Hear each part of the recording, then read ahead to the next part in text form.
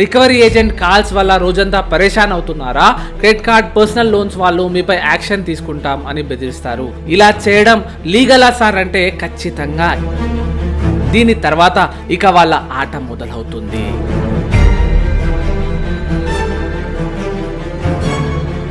మీ జీవితం మీద మీకే విరక్తి వచ్చేలా మాట్లాడిస్తారు. కానీ రికవరీ ఏజెంట్స్ ఎవరు భయపెట్టలేనంత వీళ్ళు భయపెడతారు. బ్యాంక్ మీకు పంపించే నోటీసులు ఏంటి అండ్ వీటి అర్థం ఏంటో మీకు మీ క్రెడిట్ స్కోర్ సడన్లీ పడిపోతుంది. నెక్స్ట్ స్టెప్లో మీకు DRT నోటీస్ వస్తుంది. దీని ద్వారా మీపై లీగల్ యాక్షన్ తీసుకోవచ్చు. చట్టపరమైన హక్కులను తెలుసుకోవాలి. లోన్ కట్టలేదు కదా, ఆఫీస్కు రండి మాట్లాడుకుందామని ఎవరైనా రికవరీ ఏజెంట్ అంటే, లోన్ తీసుకున్న వాళ్ళు కట్టలేని పరిస్థితుల్లో ఉంటే వాళ్ళు మీ ఇంటికి వచ్చి న్యూసెన్స్ చేస్తే తప్పకుండా వాళ్ళ. అందరికీ నమస్కారం, అస్సలాము అలైకుం. నేను మీ అడ్వకేట్ అలీ. ఈరోజు మనం ఒక ఇంపార్టెంట్ టాపిక్ గురించి డిస్కస్ చేస్తాం. ఈ రోజుల్లో జనాలు ఎక్కువగా ఇబ్బంది పడే topic loans, credit cards. Recently నేను ఒక షార్ట్ వీడియో తీశాను. దానికి చాలా మంది సార్ ఇంకా క్లియర్గా సంక్షిప్తంగా వివరించండి అని కామెంట్ చేశారు. అందుకే కొంచెం క్లారిటీగా క్లియర్గా మీకు అర్థమయ్యేలా వీడియో తీస్తున్నాను. లోన్ తీసుకున్న వాళ్ళు డెఫినెట్గా వీడియోను స్కిప్ చేయకుండా చూడండి, అర్థమవుతుంది.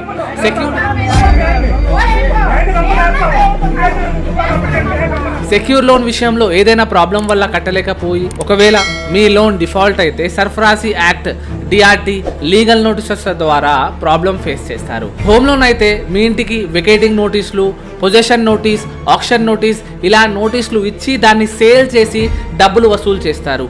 వెహికల్ లోన్ అయితే సీజ్ చేసి దాన్ని ఆక్షన్ చేసి అమ్మి డబ్బులను వసూలు చేస్తుంది బ్యాంక్.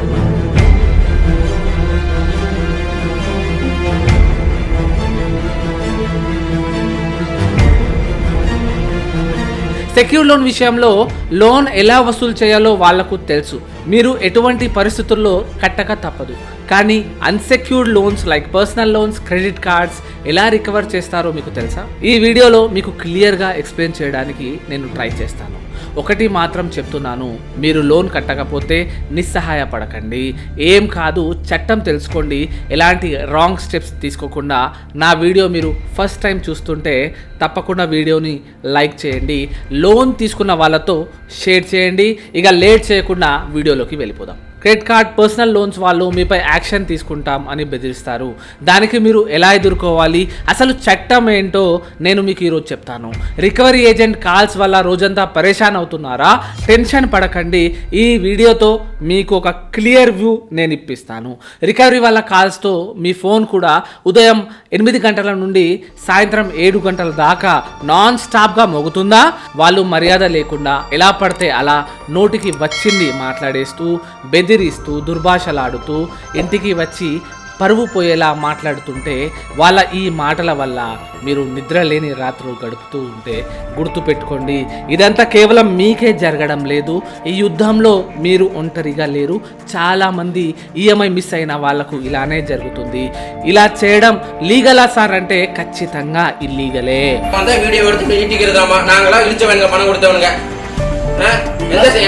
ఈ రోజుల్లో భారతదేశంలో లక్షలాది మంది జనాలు ఈ పర్సనల్ లోన్స్, క్రెడిట్ కార్డ్స్ లేదా వేరే NBFC లాంటి అన్సెక్యూర్ లోన్స్ వల్ల ఇబ్బంది పడుతున్నారు. కేవలం జీవితంలో ఒక్క ఇష్యూ లైక్ జాబ్ మిస్ అవ్వడం లేదా ఏదైనా మెడికల్ ఎమర్జెన్సీ వల్ల మీరు లోన్ కట్టకుండా ఒకవేళ ఆపేస్తే అప్పుడు మీకు ఒక డిఫాల్టర్ అనే ముద్ర పడుతుంది. దీని తర్వాత ఇక వాళ్ళ ఆట మొదలవుతుంది. ఇక్కడి నుండి వాళ్ళ దౌర్జన్యాలు స్టార్ట్ అవుతాయి. మీ పరువు తీయడం, మిమ్మల్ని భయపెట్టడం, కాల్ చేసి వాళ్ళ నోటికి వచ్చినంత మాట్లాడడం, ఇవన్నీ మిమ్మల్ని మానసికంగా చాలా హర్ట్ చేస్తాయి. మీరు లోన్ ఎందుకు కట్టలేదు అందరికీ తెలియాలి, మీరు దొంగలని. మీ జీవితం మీద మీకే విరక్తి వచ్చేలా మాట్లాడిస్తారు ఈ రికవరీ ఏజెంట్స్. మీకు మీ జీవితంలో ఎవరు చెప్పలేని మాటలు వీళ్ళు చెప్పేస్తారు. ఎవరు భయపెట్టలేనంత వీళ్ళు భయపెడతారు. కానీ రికవరీ ఏజెంట్స్ పళ్ళు లేని పులిలా ప్రవర్తిస్తుంటారు. కేవలం భయపెట్టడం తప్ప వీళ్ళు ఏం చేయలేరు.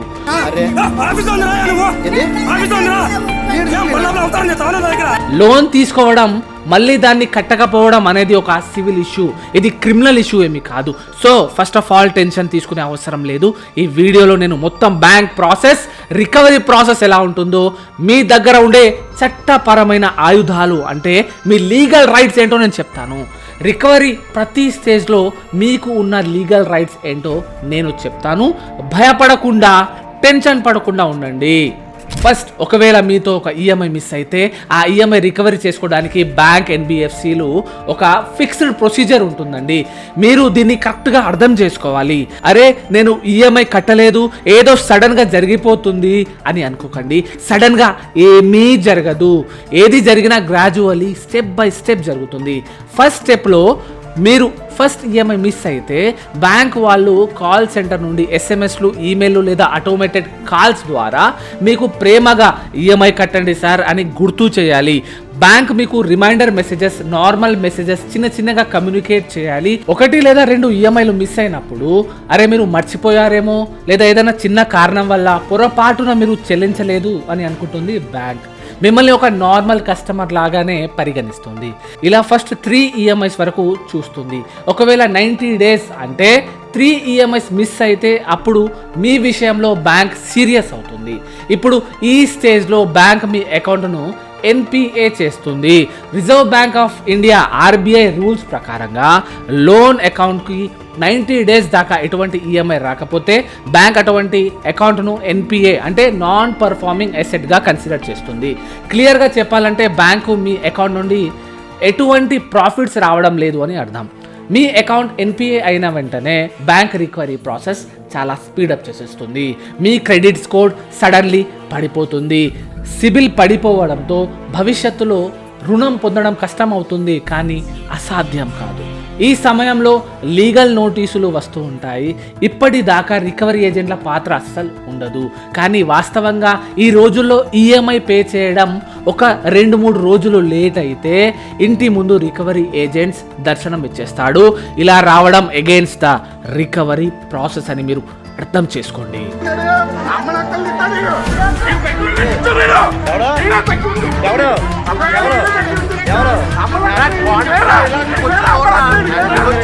ఆఫ్టర్ 90 డేస్ అంటే 3 months డిఫాల్ట్ అయ్యాక మాత్రమే రికవరీ ఏజెంట్ కాల్ చేసి మీ పర్మిషన్ తీసుకొని ఇంటికి రావచ్చు. ఎన్పిఏగా డిక్లేర్ అయిన తర్వాత ఫోన్ కాల్స్తో పాటు బ్యాంక్ మీతో లీగల్ నోటీసుల రూపంలో కమ్యూనికేట్ చేస్తుంది. బ్యాంక్ మీకు పంపించే నోటీసులు ఏంటి అండ్ వీటి అర్థం ఏంటో మీకు తెలిసి ఉండాలి. ఫస్ట్ మీకు వచ్చేది లోన్ రీకాల్ నోటీస్. ఇది బ్యాంక్ లేదా బ్యాంక్ లీగల్ డిపార్ట్మెంట్ నుంచి వచ్చే ఒక సీరియస్ నోటీస్. దీని అర్థం ఏంటంటే ఇప్పుడు ఈఎంఐ ఆప్షన్ లేదు, తీసుకున్న మొత్తం లోన్ దాని మొత్తం వడ్డీతో పాటు కంప్లీట్గా ఫైన్తో ఒకేసారి 1 టైంలో చెల్లించాలి అని అర్థం. సెకండ్, మీకు చెక్ బౌన్స్ నోటీస్ వస్తాయి. మీరు అన్సెక్యూర్డ్ లోన్ తీసుకున్న సమయంలో ఏదైనా చెక్కును సెక్యూరిటీగా ఇస్తే బ్యాంక్ వాటిని బౌన్స్ చేస్తుంది. నెగోషియబుల్ ఇన్స్ట్రుమెంట్ యాక్ట్ సెక్షన్ 138 ప్రకారంగా బ్యాంక్ అమౌంట్ కట్టమని నోటీసులు పంపవచ్చు. దీని ద్వారా మీపై లీగల్ యాక్షన్ తీసుకోవచ్చు. థర్డ్, మీకు ఆర్బిట్రేషన్కు సంబంధించిన నోటీసు వస్తుంది. మీ లోన్ అగ్రిమెంట్లో జనరల్లీ ఒకటి ఆర్బిట్రేషన్ క్లాజ్ ప్రొసీజర్ ఉంటుందండి. బ్యాంక్ అండ్ మీ మధ్య ఏదైనా డిస్ప్యూట్ జరిగితే డైరెక్ట్ కోర్టుకు వెళ్లకుండా కోర్టుకు వెళ్లే ముందు ఈ ఇష్యూ ఫస్ట్ ఆర్బిట్రేషన్కు వెళ్తుంది. ఒకవేళ అక్కడితో మ్యాటర్ సెటిల్ అవ్వకపోతే నెక్స్ట్ స్టెప్లో మీకు డిఆర్టీ నోటీస్ వస్తుంది. మీ అన్సెక్యూర్డ్ లోన్ 20 లక్షల రూపాయల కంటే ఎక్కువగా ఉంటే ఈ మ్యాటర్ను బ్యాంక్ డెప్త్ రికవరీ ట్రిబ్యునల్ అంటే డిఆర్టీకి తీసుకువెళ్తుంది. డిఆర్టీ అనేది ఒక స్పెషల్ కోర్ట్. ఇందులో కేవలం బ్యాంక్ లోన్ రికవరీకు సంబంధించిన కేసెస్ నడుస్తాయి. ఈ డిఆర్టీ నోటీస్ చూసిన తర్వాత భయాందోళనకు గురి అవ్వడం చాలా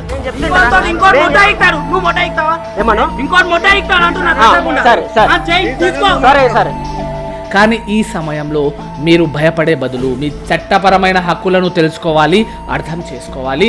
బ్యాంక్ థర్డ్ పార్టీ రికవరీ ఏజెంట్లను నియమిస్తుంది. వారి పని ఏంటంటే మీ దగ్గర నుండి ఏ విధంగానైనా డబ్బును వసూలు చేయడం. మిమ్మల్ని బుజ్జగించైనా, తిట్టైనా, మిమ్మల్ని కించపరిచైనా, మీ చుట్టుపక్కల వాళ్ళకు కాల్ చేసి అవమానించి అయినా, మీ ఇంటికి వచ్చి గొడవ చేసి అయినా, మీకు వేరే వాళ్లకు ఒక అక్రమ సంబంధం కుదిరించి మీ ఫ్యామిలీలో ఒక డిస్టర్బెన్స్ క్రియేట్ చేసి అయినా, ఏదో ఒక విధంగా మీపై ఒక సోషల్ ప్రెషర్ క్రియేట్ చేసి డబ్బును వసూలు అయితే చేయాలి. ఇది వీళ్ళ పని.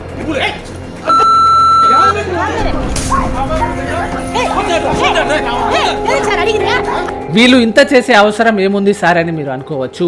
మీ దగ్గర ఈఎంఐ వసూలు చేస్తే వీళ్ళ శాలరీతో పాటు మీరు ఇచ్చిన ఈఎంఐలో వీళ్ళకు కమిషన్ రూపంలో 40-50% అమౌంట్ వస్తుందండి. కాబట్టి వీళ్ళు ఇంత అగ్రెసివ్గా రికవరీ చేస్తారు. అందుకే మీ ఎమోషన్స్తో వాళ్ళకి పని లేదు, మీ పైసాతో పని ఉందండి. ఈఎంఐ చెల్లించకపోతే కేవలం ఒక్క ఈఎంఐ మిస్ అయితే ఇంట్లో ఉన్న భార్యను ఆఫీస్కు ఎత్తుకెళ్ళి ఈఎంఐ కట్టిన తర్వాత భార్యను తీసుకువెళ్ళు అని భర్తకు చెప్పిన రికవరీ ఏజెంట్స్ కూడా ఉన్నారండి. ఇలా చాలా మంది ఈ టార్చర్ భరించలేక ఆత్మహత్యలు చేసుకుంటున్నారు. రికవరీ ఏజెంట్లపై చాలా కేసెస్ నమోదవుతున్నాయి. కానీ ఆత్మహత్య చేసుకుంటే మీ అప్పు తిరిగిపోతుందా, మీ బాకీ మాఫీ అవుతుందా? అస్సలు అవ్వదు కదా. బ్యాంక్ మీరు చనిపోతే ఆ డబ్బులు ఎలా వసూలు చేయాలో వాళ్ళకి తెలుసు. మీ ఇంట్లో వాళ్ళ దగ్గర నుండి వసూలు చేస్తుంది. మీ ఇంట్లో వాళ్ళకి నరకం అంటే ఏంటో చూపిస్తారు. ఆత్మహత్య పరిష్కారం కాదండి. చట్టం తెలుసుకొని పోరాడండి. మీ చుట్టూ ఒక లీగల్ ప్రొటెక్షన్ షీల్డ్ ని ఏర్పరచుకోండి. You do not payment 2 minutes. I'm calling for your reference. Are you sure? You cut my call. Cut my call. What happened, sir? You 10 minutes over. గుర్తు పెట్టుకోండి, ఒక పిల్లిని రూమ్ లో పెట్టి హింసిస్తే అది పులి అవుతుంది, ఎదురు తిరుగుతుంది, గెలుస్తుందండి. మనం ఇండియాలో ఉంటున్నాము, మనకంటూ ఒక చట్టం ఉంది, బ్యాంక్ కూడా ఒక చట్టం ఉంది, రూల్ అండ్ రెగ్యులేషన్స్ ఉన్నాయి. ఇవి తెలుసుకోండి, ఎదిరియండి, తరిమేయండి. రికవరీ ఏజెంట్ల వేధింపులు, వీళ్ళ విచ్చలవిడితనం నుండి కాపాడడానికి ఆర్బీఐ చాలా స్ట్రిక్ట్ గైడ్ లైన్స్ ఇచ్చింది. అందులో మొట్టమొదటి ఏంటి అంటే ఎదుటి వ్యక్తి గౌరవంతో మాట్లాడాలండి. Talk with respect. కానీ ఎంతమంది రికవరీ ఏజెంట్స్ ఇలా మర్యాదగా మాట్లాడుతున్నారు? దొంగన కొడుక, చేతగాని దద్దమ్మ, అన్నం తింటున్నావా, గడ్డి తింటున్నావా? ఇవి చాలా కామన్ వర్డ్స్. నేను ఈ ప్లాట్ఫామ్ లో చెప్పలేని మాటలు కూడా వాళ్ళు చెప్పేస్తారు అండి.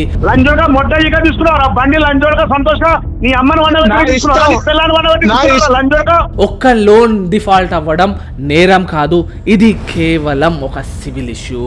ఏ రికవరీ ఏజెంట్ లేదా బ్యాంక్ ఉద్యోగి సమాజంలో మిమ్మల్ని కించపరచలేడు, అవమానించడానికి ఎటువంటి హక్కు లేదు. ఒకవేళ ఎవరైనా ఇలా చేస్తే అతను చట్టాన్ని ఉల్లంఘిస్తున్నట్టే. రెండవ ఆర్బీఐ రూల్ ఏమంటుందంటే మిమ్మల్ని ఒక ఫిక్స్డ్ టైంలో మాత్రమే సంప్రదించాలి. రికవరీ ఏజెంట్ మిమ్మల్ని ఉదయం 8 గంటల నుండి రాత్రి 7 గంటల మధ్యలో మాత్రమే కాల్ లేదా విజిట్ చేయవచ్చు. ఒకవేళ ఈ టైంకు ముందు లేదా ఈ టైం తర్వాత ఏజెంట్ మిమ్మల్ని కాల్ చేసి బెదిరిస్తే, వేధిస్తే అది నిబంధనలను ఉల్లంఘించినట్టు అవుతుందండి.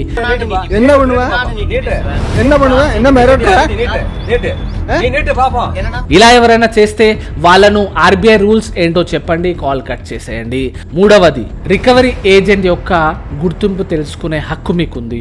రికవరీ ఏజెంట్ మిమ్మల్ని కలిసినప్పుడల్లా లేదా మీతో ఫోన్లో మాట్లాడినప్పుడల్లా అతని ఐడి కార్డ్ గురించి అడగడానికి మీకు పూర్తి హక్కు ఉంది. మీ ఇంటికి వచ్చేది గూండానా లేదా రికవరీ ఏజెంటా అని కన్ఫర్మ్ అవ్వాలి కదా. అందుకే ఏదైనా సంభాషణ మొదలు పెట్టే ముందు ఐడి కార్డ్ ఖచ్చితంగా అడగండి. మీరు లోన్ తీసుకున్న బ్యాంక్ ఐడి కార్డు మాత్రమే ఉండాలి. వేరే ఇతర ఐడి కార్డు ఉంటే ఒప్పుకోకండి. ఐడి కార్డ్ ఉంటేనే మాట్లాడండి లేదా తరిమేయండి. ఒకవేళ అలా ఎవరైనా వ్యక్తి ఐడి కార్డ్ చూపించకపోతే అతను unauthorized person, third party agent అని అర్థం చేసుకోండి. అతనితో సహకరించకండి. థర్డ్ పార్టీ ఏజెంట్ వస్తే అతని దగ్గర ఒక ఏజెన్సీ ఐడి కార్డు ఉంటే ఇక్కడ ఇలా మీరు చేయవచ్చు. మీరు లోన్ తీసుకున్న బ్యాంక్ వాళ్ళ ఏజెన్సీకు మిమ్మల్ని లోన్ అడగమని, అప్రోచ్ చేయమని ఇచ్చిన అగ్రిమెంట్ కాపీని చూపించమనండి. అవన్నీ చూపించడానికి అతను నిరాకరిస్తే అతను ఇల్లీగల్ గా వచ్చాడు, ఆథరైజ్ పర్సన్ కాదు, కేవలం ఈఎంఐ వసూలు చేయడమే పని అని అనుకోండి. మీ వాదన, మీ బాధ వినడు. జస్ట్ ఎప్పుడు కడతారు, ఎప్పుడు రావాలి అని మీ నుండి అడిగి కమిట్మెంట్ డేట్స్ తీసుకొని ఆ టైంకి వచ్చి మిమ్మల్ని హరాస్ చేయడం స్టార్ట్ చేస్తాడు. ఇలాంటి వాళ్లకు ఇంత ఎంటర్టైన్ చేయకండి. జస్ట్ ఐడి కార్డ్ చూపించకపోతే చూపించే దాకా మాట్లాడండి. ఇగ్నోర్ చేసి మీ పని మీరు చేసుకోండి. వాళ్ళు చూపించే ఐడి కార్డ్ ఖచ్చితంగా హార్డ్ కాపీ మాత్రమే ఉండాలి. ఫోన్లో చూపిస్తా అంటే ఒప్పుకోకండి. మా మేనేజర్తో మాట్లాడండి అని ఫోన్ కలిపి మీకు ఇస్తే మాట్లాడే అవసరం లేదు. ఆ మేనేజర్ అండ్ మీరు ఇద్దరు కలిసి ఐడి కార్డ్తో సహా మీ ఇంటి దగ్గరికి మీరు నిర్ణయించిన టైంకి రమ్మని అనండి. గుర్తుపెట్టుకోండి, మీపై దౌర్జన్యం, మిమ్మల్ని కొట్టడం, బెదిరియడం, మిమ్మల్ని బ్లాక్మెయిల్ చేయడం ఒక క్రిమినల్ ఒఫెన్స్. మీరు దీన్ని కంప్లీట్గా ఒక వీడియో ఎవిడెన్స్తో మీ నియరెస్ట్ పోలీస్ స్టేషన్కు ఒక కంప్లైంట్ చేయగలరండి.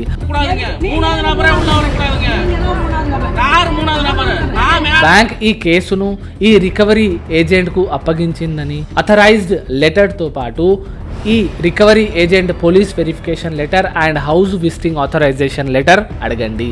ఇది ఐసిఐసిఐ బ్యాంక్ వర్సెస్ శాంతిదేవి కేసులో సుప్రీంకోర్టు చెప్పేసింది. 4వ రైట్ ఏంటంటే మీ ప్రైవసీ, మీ వ్యక్తిగత గోప్యత.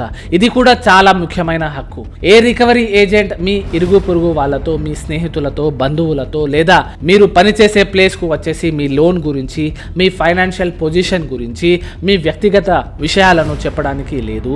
ఇలా ఎవరైనా రికవరీ ఏజెంట్ మీ ప్రైవసీని బ్రీచ్ చేస్తే అది ఆర్బీఐ గైడ్లైన్స్ను ఉల్లంఘించినట్టు అవుతుందండి. రికవరీ ఏజెంట్ మీరు పని చేసే ప్లేస్కు రావద్దని ఆర్బీఐ గైడ్లైన్స్లో క్లియర్గా ఉంది. ఇలా చేస్తే మీ ఉద్యోగం పోవచ్చు, మీ ప్రెస్టేజ్ తగ్గిపోతుంది. ఆర్బీఐ యాక్ట్ సెక్షన్ 45 ప్రకారంగా బ్యాంక్ వాళ్ళు ఎప్పుడు కూడా మీ ఇన్ఫర్మేషన్ థర్డ్ పార్టీకి షేర్ చేయకూడదు. వాళ్ళు తమ డబ్బులు రికవర్ చేసుకోవడానికి ఇలా చేస్తారు అండ్ ఖచ్చితంగా ఇది தப்பே.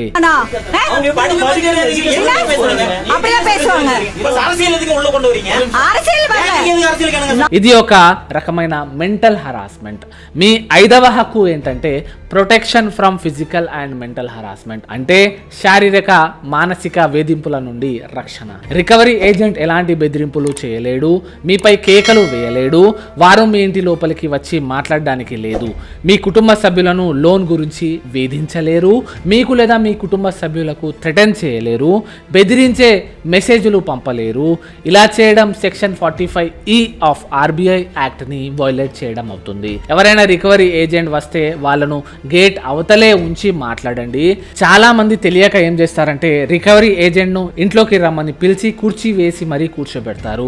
ఇండైరెక్ట్లీ వాళ్ళు ఆ రికవరీ ఏజెంట్స్ తో భయపడతారు. అలా భయపడే అవసరమే లేదు. మీ 6వ హక్కు ఏంటంటే మీతో మీ లోన్ గురించి మాట్లాడి దీన్ని సెటిల్మెంట్ చేసి ఒక పరిష్కారానికి తీసుకురావడం.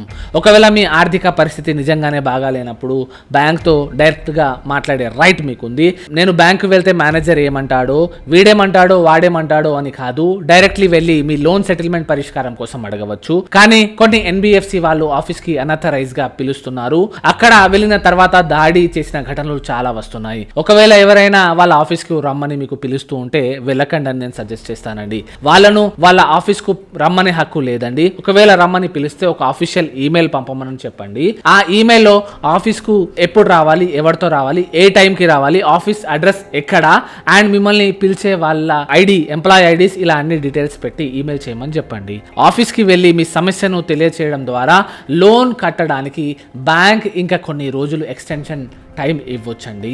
బ్యాంక్ కూడా ఎన్పిఏ అయిన వాళ్ళను ఏదో ఒక రకంగా సెటిల్మెంట్ చేయాలనే చూస్తుంది. మీ పాస్ట్ రికార్డ్ బాగుంటే ఏదో ఒక రిజల్యూషన్ తీసుకురావడం బ్యాంక్ మీకు సహాయపడుతుందండి. వీడియోలో ఇప్పటిదాకా మనము లోన్ కట్టకుంటే బ్యాంక్ ఎలాంటి యాక్షన్స్ తీసుకుంటుందో తెలుసుకున్నాం. ఇక మనము మీ లీగల్ రైట్స్ ఏంటో తెలుసుకుందామండి. ఇప్పుడు మీరు ఎలాంటి యాక్షన్ తీసుకోవచ్చో నేను చెప్తానండి. గుర్తుపెట్టుకోండి, భయంతో కూర్చునే బదులు నిర్భయంగా నేను చెప్పేది ఫాలో చేయండి. మీరు తప్పకుండా ఈ లోన్ ప్రాసెస్లో గెలుస్తారండి. ఫస్ట్, బ్యాంక్ వాళ్ళతో కమ్యూనికేషన్ స్టాప్ చేయకండి. చర్చకు ఎప్పుడు కూడా సిద్ధంగా ఉండండి. మీరేం దొంగలు కాదు కదా, మిమ్మల్ని మీరు ఒక క్రిమినల్గా అనుకోకండి. ఈ రికవరీ ఏజెంట్స్ వ్యాపారులను, ఉద్యోగం చేసుకునే వాళ్ళను, సాధారణ ప్రజలని సమాజంలో దొంగలుగా పోర్ట్రేట్ చేస్తారు, పరువు తీస్తారు. దేనికో తెలుసా? కేవలం మీరు ఈఎంఐ కడితే వాళ్ళకు వెళ్ళే కమిషన్ అండి. దానికోసమే హరాస్మెంట్ చేస్తారు. అది మంచి ద్వారా వచ్చినా ఓకే, చెడు ద్వారా వచ్చినా ఓకే. వాళ్లకు కావాల్సింది మీతో ఈఎంఐ కట్టించుకోవడం, మీరు కట్టిన ఈఎంఐలో కమిషన్ తీసుకోవడం. అప్పు తీసుకోవడం నేరమేమి కాదు, అలాగే ఆ అప్పు తీర్చకపోవడం కూడా నేరం కాదు. కాబట్టి మిమ్మల్ని మీరు నేరస్తులుగా పరిగణించుకోకండి. ధైర్యంగా ఫోన్ ఎత్తి మాట్లాడండి. ఫోన్లో మాట్లాడడానికి భయపడితే ఈమెయిల్ ద్వారా రిప్లై ఇవ్వండి. రిటర్న్గా రాసి ఉంటే మీకు రేపు ఒక ప్రూఫ్గా ఉపయోగపడవచ్చండి. లోన్ కట్టలేదు కదా, ఆఫీస్కు రండి మాట్లాడుకుందామని ఎవరైనా రికవరీ ఏజెంట్ అంటే అస్సలు వెళ్ళకండి. ఆఫీస్కి రమ్మనే రైట్ వాళ్ళకి లేదు. ఆఫీస్కి పిలిచి మరి దాడి చేసిన ఘటనలు చాలా ఉన్నాయి. లోన్ రికవరీ ఏజెంట్స్ ఎప్పుడు కూడా ఏ కస్టమర్ని కూడా ఆఫీస్కి రమ్మని ఒత్తిడి పెడితే అస్సలు వెళ్ళకండి. Second, keep all the records. మీరు వాళ్ళతో మెసేజ్ చేసినా, కాల్ చేసినా, ఈమెయిల్ చేసినా ప్రతి దాని రికార్డింగ్ పెట్టుకోండి. వాట్సాప్లో కాల్ మాట్లాడకండి, ఎందుకంటే అవి రికార్డ్ అవ్వవు. దానివల్ల వాళ్ళ నోటికి వచ్చిందల్లా మాట్లాడేస్తారు. మీ దగ్గర రికార్డ్ అనేది ఒకటి ఉండదండి.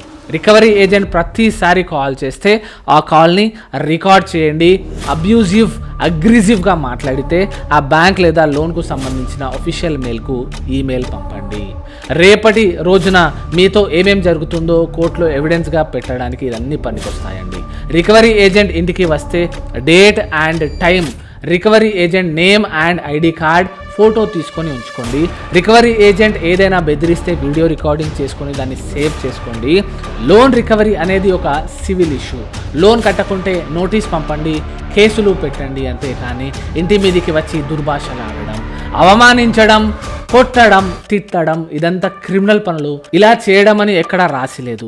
వీళ్ళు ఇంత చెలరేగిపోతున్నారు, అసలు వీళ్ళ ధైర్యం ఏంటో అర్థం అవ్వడం లేదు. వీళ్ళ హరాస్మెంట్ వల్ల చాలా మంది ఊరు వదిలేసి వెళ్ళిపోతున్నారు. కొంతమంది అయితే సుసైడ్స్ చేసుకుంటున్నారు. లోన్ తీసుకున్న వాళ్ళు కట్టలేని పరిస్థితుల్లో ఉంటే వాళ్ళు మీ ఇంటికి వచ్చి న్యూసెన్స్ చేస్తే తప్పకుండా వాళ్ళ వీడియో తీయండి. ఈ సాక్ష్యాన్ని మీరు కంప్లైంట్గా చేసి మీ నియరెస్ట్ పోలీస్ స్టేషన్లో కంప్లైంట్ కూడా ఇవ్వచ్చండి. ভালোভাবে করুন, আপনি পয়সা নিয়ে দেন না, আপনি ফোন তোলেন না, আপনি হোয়াটসঅ্যাপে রিড করে তার অ্যান্সার দেন না. థర్డ్, నిస్సహాయపడకండి, ధైర్యంగా ఉండండి, ధైర్యంగా కంప్లైంట్ చేయండి. ఎవరైనా రికవరీ ఏజెంట్ ఆర్బీఐ గైడ్లైన్స్ ఉల్లంఘిస్తే don't sit silent, raise your voice. RBI రూల్స్కు విరుద్ధంగా ఒకవేళ ఎవరైనా రికవరీ ఏజెంట్ ఫ్యామిలీ ఫ్రెండ్స్కు కాల్ చేసి ఫలానా వ్యక్తి మీకు తెలుసా, ఏమవుతాడు, మా దగ్గర లోన్ తీసుకున్నాడు, ఫోన్ ఎత్తడం లేదు, మీరు ఒక్కసారి కాల్ చేసి తనకి చెప్పారంటే మా లోన్ తీరిపోద్ది, లేదా ఆ వ్యక్తికి కాన్ఫరెన్స్లో తీసుకోరా అని అంటారు. అలా ఎప్పుడైనా మీకు కాల్ వస్తే వాటి ట్రాప్లో మీరు పడకండి. ఇలా కాల్ చేసి లోన్ తీసుకున్న వాళ్ళ ప్రైవసీను బ్రీచ్ చేయడం violation of RBI guide lines అవుతుందండి. ఒకవేళ ఎవరైనా మిస్టేకెన్లీ అయినా ఆ వ్యక్తి మాకు తెలుసు అంటే వాళ్ళకు మెంటల్ టార్చర్, నిద్ర లేని రాత్రులు గడపాల్సి వస్తుందండి. అందుకే ఎవరైనా కాల్ చేసి మీ ఫ్యామిలీ ఫ్రెండ్స్ ఆర్ ఎవరి గురించి అయినా అడిగితే దయచేసి వాళ్ళ వివరాలు చెప్పకండి. ఇది ఆర్బీఐ గైడ్లైన్స్కు విరుద్ధమైన పని. ఆ వ్యక్తి మీకు తెలియదు అని చెప్పేయండి. దీంతో మీరు సేఫ్గా ఉంటారు, వాళ్ళు కూడా సేఫ్గా ఉంటారు. అంతేకాని వాళ్ళు మిమ్మల్ని మీ ఫ్రెండ్ ఇంత అమౌంట్ తీసుకున్నాడు నువ్వే కట్టాలి అని అసహ్యంగా మాట్లాడితే కాల్ కట్ చేసి బ్లాక్ చేసి ఆ నెంబర్పై 1930కు కాల్ చేసి మిమ్మల్ని హరాస్మెంట్ చేస్తున్నారు అని సైబర్ కంప్లైంట్ కూడా చేయవచ్చు. నెక్స్ట్ ఆ బ్యాంకు సంబంధించిన కంప్లైంట్ సెక్షన్లో ఉండే నోడల్ ఆఫీసర్కు లిఖితపూర్వకంగా ఒక కంప్లైంట్ రాసి ఇవ్వండి. ఏజెంట్ పేరు, ఏజెన్సీ పేరు, టైం, డేట్ అండ్ అక్కడ జరిగిన టోటల్ సీన్ను వివరించండి. 30 days లోపు బ్యాంక్ స్పందించకపోతే లేదా వాళ్ళు ఇచ్చిన రిప్లైతో మీరు సంతృప్తి అవ్వకపోతే మీరు ఆర్బీఐ అంబడ్స్మెన్లో కూడా ఒక ఆన్లైన్ కంప్లైంట్ చేయవచ్చు. Third, complaint to police. మిమ్మల్ని బెదిరించినందుకు, మీ పరువు తీసినందుకు, మీతో అసహ్యంగా మాట్లాడినందుకు, బెదిరింపులు లేదా ఈఎంఐ కట్టమని బలవంత పడితే స్ట్రైట్గా మీ నియరెస్ట్ పోలీస్ స్టేషన్కు వెళ్ళేసి కంప్లైంట్ చేయండి. Under section 270, section 329, section 356, section 351 of Bharatiya Nyaya సంహితతో కేసు ఫైల్ చేయవచ్చు. Fourth option, settlement option. Bank వాళ్ళు ఇచ్చిన మొత్తం అమౌంట్ తిరిగి రాదు అని అనుకున్నప్పుడు 1 time సెటిల్మెంట్ OTS ఇస్తుంది. లేదా ఈ సెటిల్మెంట్ అమౌంట్ను 2-3 టర్మ్స్లో కట్టాలి, డేట్స్ ఇచ్చి కట్టించుకోవచ్చు. బ్యాంక్ వాళ్ళు ఇచ్చిన మొత్తం అమౌంట్ తిరిగి రాదు అని అనుకున్నప్పుడు మీతో 1 time సెటిల్మెంట్ OTS చేసుకుంటుంది. ఈ సెటిల్మెంట్ అమౌంట్ను 2-3 టర్మ్స్లో కట్టాలని డేట్స్ కూడా ఇచ్చి కట్టించుకుంటుంది. ఓటీఎస్లో అసలు కన్నా అందులో ఎంతో కొంత అంటే ఒక 50-60% వేవ్ ఆఫ్ ఇచ్చి అకౌంట్ను క్లోజ్ చేసేస్తుంది. అయినా కూడా మీరు లోన్ కట్టకపోతే ఇలాంటి పరిస్థితుల్లో చిక్కుకున్నట్లయితే భయపడే అవసరం లేదు. మీరు ఒక అడ్వకేట్ను కలిసి ఒక లీగల్ అడ్వైస్ తీసుకోండి. దీంతో మీకు సరైన గైడెన్స్ దొరుకుతుంది. మీ ప్రాబ్లం ఏదైనా ఉంటే మీ తరఫున అడ్వకేట్ బ్యాంక్తో కమ్యూనికేట్ చేస్తాడు. గుర్తుపెట్టుకోండి, ఏదైనా సెటిల్మెంట్ బ్యాంక్ ఓరల్లీ చెప్పే వాటి మీద అస్సలు నమ్మకండి. సెటిల్మెంట్ ఇస్తే బ్యాంక్ రాతపూర్వకంగా ఉంటేనే నమ్మండి. ఓరల్లీ చెప్తే వినకండి, కట్టకండి. లేదంటే మీరు మోసపోయే ప్రమాదం ఉందండి. ఒక valid and legal settlement letter తీసుకోండి, దాని తర్వాతే పేమెంట్ చేయండి. Loan settlement and loan close రెండిట్లో చాలా తేడా ఉంటుందండి. నింగికి నేలకి ఉన్నంత తేడా ఉంటుంది. సెటిల్మెంట్ అనేది మీ క్రెడిట్ స్కోర్ పై ఒక మరక లాంటిది. లోన్ క్లోజ్ అనేది చాలా మంచి ఆప్షన్. ఫిఫ్త్ అండ్ లాస్ట్, ఒక న్యాయవాదితో చట్టపరమైన సలహా తీసుకోండి. ఒకవేళ మీ సిచ్యువేషన్స్ చాలా వరస్ట్ గా మారుతున్నాయని మీకు అనిపిస్తే, బ్యాంక్ కావాలని మీపై తప్పుడు ఆరోపణలు పెడుతుందని అనిపిస్తే, మీపై ప్రెషర్ పెంచుతుందని మీకు అనిపిస్తే ఖచ్చితంగా ఒక న్యాయవాదిని సంప్రదించండి. వాళ్ళు మీ కంప్లైంట్ ని ప్రాపర్ గా డ్రాఫ్ట్ చేసి బ్యాంక్ ముందు పెడతారండి. అలాగే ఇలాంటి పనులు చేయడం section 45E of RBI act ని వైలేట్ చేయడం అవుతుందని బ్యాంక్ కి నచ్చజెప్పగలరు, కన్విన్స్ చేయగలరు. వీడియో చూస్తున్న వాళ్ళు ఒకటి గుర్తుపెట్టుకోండి, లోన్ తీసుకోవడం మీ అవసరం అని గుర్తుంచుకోండి. దానిని తిరిగి చెల్లించకపోవడం మీ నిస్సహాయత పరిస్థితి వల్ల మాత్రమే, కానీ లోన్ కట్టకపోతే మీరు నేరస్తులు car. Sixth and last one, ఒకవేళ మీకు లోన్ కట్టడానికి ఒక 6 months, 1 year లేదా 2 years, 3 years టైం కావాలి అంటే లోన్ ఇంజంక్షన్ ఆర్డర్ సూట్ వేసుకోవచ్చు. దీనితో మీకు లోన్ కట్టడానికి చాలా టైం దొరుకుతుందండి. ఈ టైంలో మీరు లోన్ అమౌంట్ రెడీ చేసుకొని పే చేసుకోవచ్చు. మీకు మంచి సెటిల్మెంట్ కూడా వస్తుంది. కోర్టులో కేసు ఉండగా మీకు లోన్ వాళ్ళు ఏ విధంగా కూడా డిస్టర్బ్ చేయడానికి ఉండదు. ఇలా డిస్టర్బ్ చేస్తే కంటెంప్ట్ ఆఫ్ కోర్ట్ అవుతారండి. బ్యాంక్ ప్రాసెస్ తెలుసుకోండి, మీ హక్కులను తెలుసుకోండి, భయాన్ని గట్టిగా ఎదుర్కోండి. మీరు ఒక నిస్సహాయ బలహీనమైన డిఫాల్టర్ కాదు, ఒక అవగాహన గల పౌరులు. వీడియో నచ్చితే లైక్ చేయండి, మీ స్నేహితులతో మరియు బంధువులతో షేర్ చేయండి. మీకు ఏ టాపిక్ పై వీడియోస్ కావాలన్నా కామెంట్ చేయండి. వీడియో ఎలా అనిపించిందో కామెంట్ చేయండి. ఇంకా ఇలాంటి ఇన్ఫర్మేషన్ కోసం తప్పకుండా సబ్స్క్రైబ్ చేయండి. Thank you so much.